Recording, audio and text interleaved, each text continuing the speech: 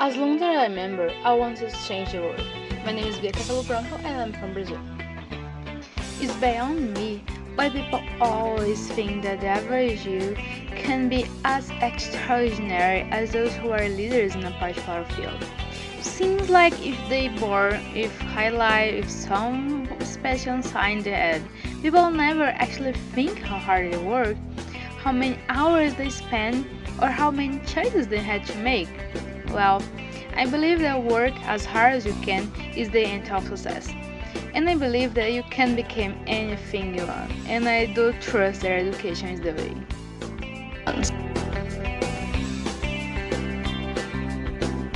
Education plays a key role in providing individuals with the knowledge, skills, and competences needed to participate effectively in society and in the economy. In addition, education may improve people's lives in such areas as health, civic participation, political interest, and happiness. Studies show that educated individuals live longer, participate more actively in politics and in the community where they live, commit fewer crimes, and rely less on social assistance. Brazil has the seventh largest economy by nominal GDP in the world, and seventh largest by purchasing power. The Center for Economy and Business Research said that we are the 16th. In 2012, Forbes ranked Brazil as having the fifth largest numbers of billionaires in the world, a number much more larger than what is found in other Latin American countries and even ahead of the United Kingdom and Japan. And yet, the Program for International Study Assessment, PISA, claims that we have one of the worst education in the world. How come? I think a lot, and I came to the conclusion that why not we can use the distributed collective model to help people achieve the hierarchical individual success. So I create Ser o Mundo, Being the World. The Being the Change is the idea of a social mirror that stands for change. A local where people can share their own experience abroad and give tips for those who dream them too. Where you can teach and be taught, a place with hope and where some people could happen to find where they belong with other people who want to change Brazil too. I spare being the world in two main concepts.